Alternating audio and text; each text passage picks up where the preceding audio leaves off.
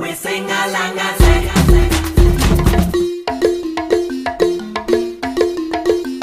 bang the drum and say, come on bang the drum and say, oh ha, oh ha, oh ha.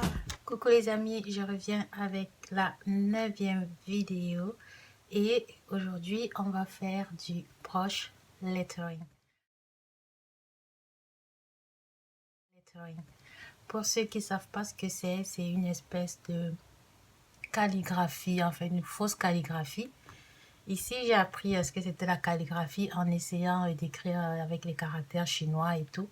Ça me plaisait bien de voir sur certains panneaux des caractères chinois, je trouvais ça très élégant, et aussi des cartes postales. Sur les cartes postales, je trouvais ça très élégant et du coup j'ai voulu apprendre la calligraphie. Mais comme je sais pas écrire je sais pas écrire les caractères chinois, je me suis tournée vers la brush lettering, qui est cette espèce de fausse calligraphie là qui permet en fait d'adopter une écriture qui ressemble assez à la calligraphie professionnelle. Et en fait, pour faire simple, ça permet d'écrire avec cette forme de lettre que vous voyez ici, ou encore cette forme de lettre là ici. Donc voilà, que je trouve très jolie. Et dont l'utilité pour moi serait en fait juste pour mon bullet journal. Ceux qui n'ont pas vu la vidéo où je présentais il y a de cela déjà 2 ans le bullet journal, et je disais à quoi ça servait et tout, et voilà mon bullet journal. En fait, j'aime bien écrire dedans avec, voilà, m'essayer à écrire dedans avec ce type d'écriture, et j'aimerais approfondir mon écriture dessus, me permettre d'avoir un plus beau bullet journal. Donc je l'utilise essentiellement dans mon bullet journal et aussi pour me détendre, parce que c'est une activité assez relaxante et assez satisfaisante de voir, d'écrire des cartes postales ou des lettres avec d'aussi belles lettres, avec une si belle écriture. Donc voilà, aujourd'hui on va, au cours de la vidéo, enfin pour les débutants comme moi, on va un peu se mettre à la calligraphie, la fausse calligraphie. Donc voilà, le matériel dont vous aurez besoin, c'est juste soit une feuille de papier, soit un carnet comme ça, un carnet pour apprendre à écrire. Maintenant, si vous n'êtes pas obligé d'avoir le même carnet, vous pouvez avoir juste un format ou un cahier avec des quadrillés comme ça, des feuilles quadrillées là, qui vous permettront également de prendre vos marques pour faire les différentes lettres.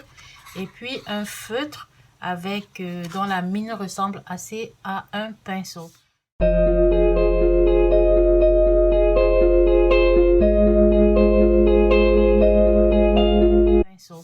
Donc ça va vous permettre de former de très belles lettres.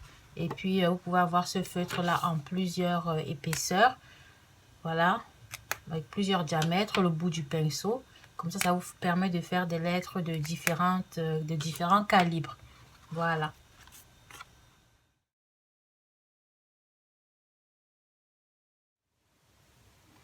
En fait, le lettering, c'est un peu l'art de dessiner des lettres et des mots. Donc, pour ceux qui aiment bien le dessin ou qui aiment écrire ou qui aiment parfaire leur écriture pour avoir une plus belle écriture, ils peuvent se mettre au brush lettering. Maintenant, pourquoi on appelle ça brush lettering? Parce qu'on forme des lettres avec cette espèce de broche, en fait, qui est en anglais, c'est juste pour dire pinceau.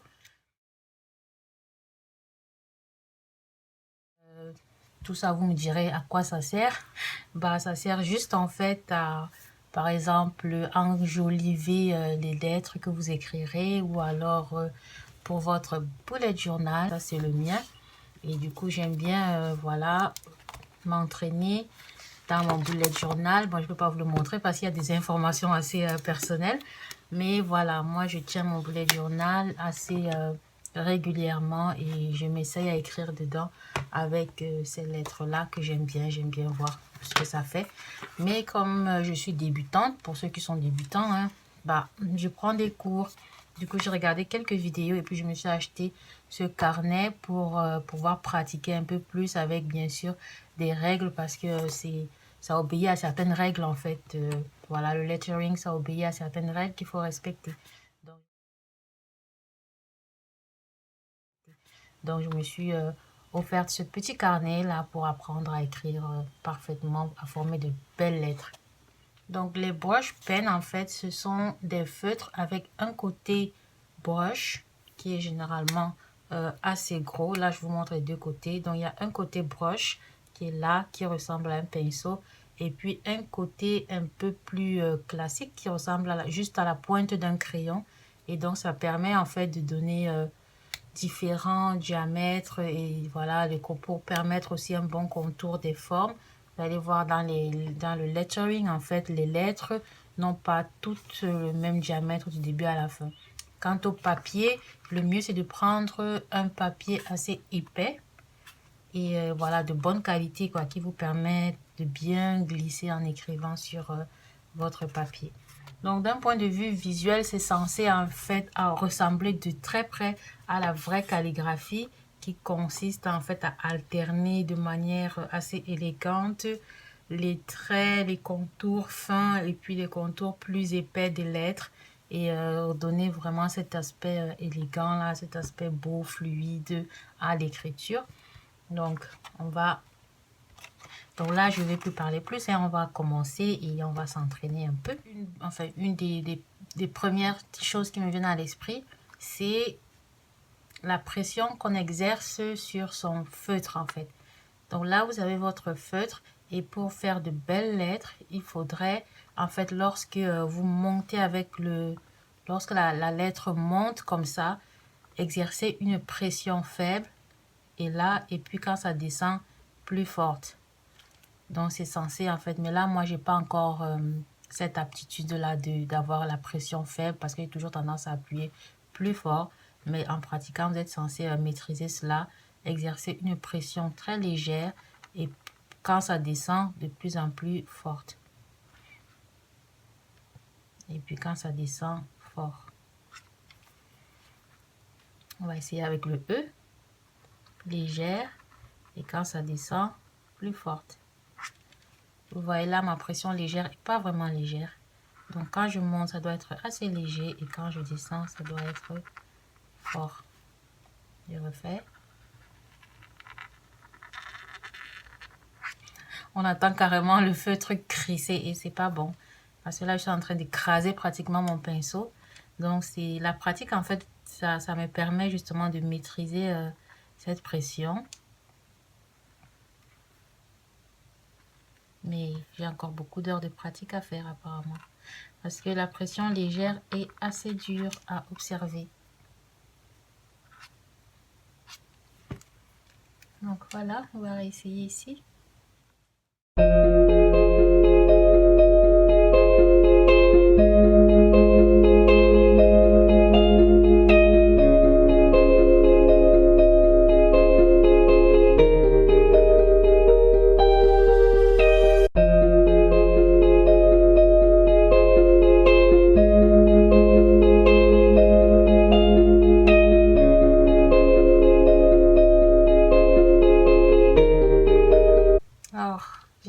Vous voyez le trait, il n'est pas très beau. Donc voilà un exemple en fait de ce que ça pourrait donner, et voilà, moi je veux pratiquer plus ça pour avoir de belles lettres. Donc comme je disais tantôt, lorsqu'on monte, ça doit être assez léger, et puis lorsqu'on descend, je vais faire ça avec autre chose. Il est vraiment... Et puis lorsqu'on descend, ça doit être, la pression doit être forte. Voilà. Donc on va essayer de pratiquer un peu plus. Donc voilà, ici je vais essayer un peu de pratiquer mon mouvement ascendant pour essayer d'avoir quelque chose de plus fluide, et puis de maîtriser la pression que j'exerce. J'essaye de faire vraiment, de suivre le trait, d'avoir quelque chose d'assez fin comme ce qu'ils ont. Mais voilà, il faudrait également que mon trait soit assuré, parce que là il tremble et ça se voit.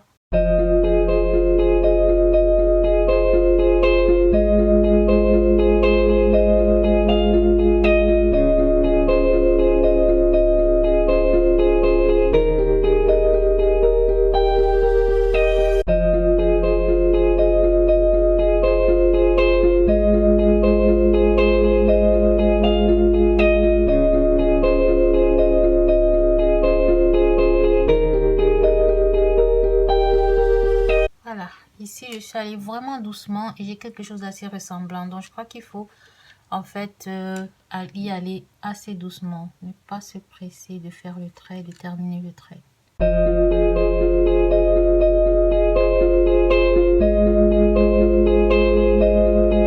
Et aller sûrement d'un coup, sans arrêt, sans à-coup. Voilà, ici sur cette page, ça permet de pratiquer son trait descendant. Et je veux voir quelle est la pression qu'il faut exercer pour essayer d'avoir un trait de cette qualité-là, de cette épaisseur.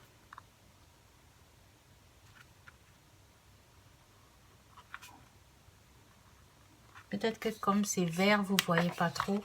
Je vais utiliser le marron pour que vous puissiez bien voir.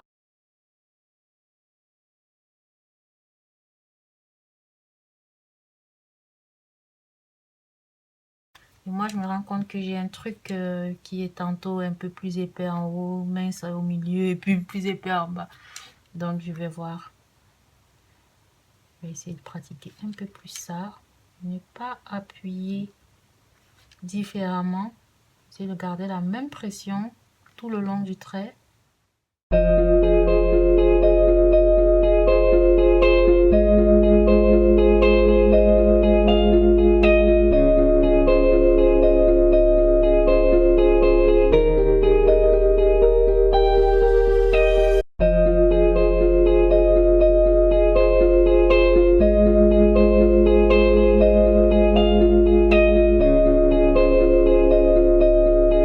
Bon, c'est pas encore ça. Je pensais pourtant maîtriser le trait descendant, mais apparemment c'est ce qui me semble le moins évident à faire. Du coup, sur cette page ici, on va essayer maintenant de reproduire un quart de lettre, hein, c'est-à-dire avec un trait descendant puis un trait ascendant.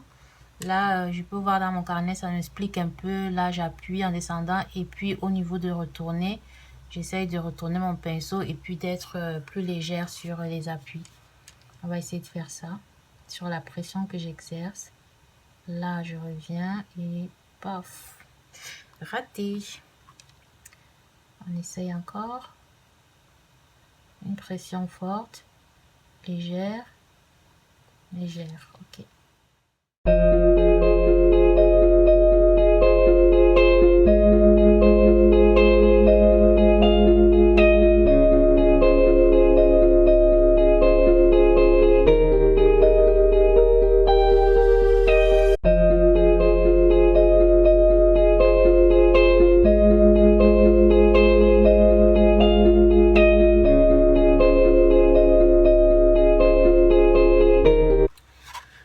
C'est pas évident.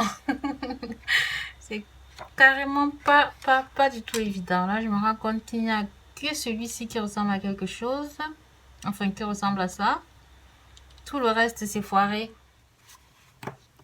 Donc voilà, je vais essayer de continuer ma pratique de lettering.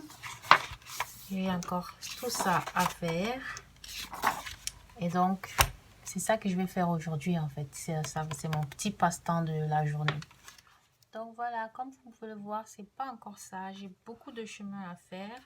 Du coup, je vais pratiquer un peu plus mes lettering. Et voilà, ce sera tout pour aujourd'hui. J'espère que vous avez apprécié la petite activité. Maintenant, si vous avez aimé, likez, commentez, partagez.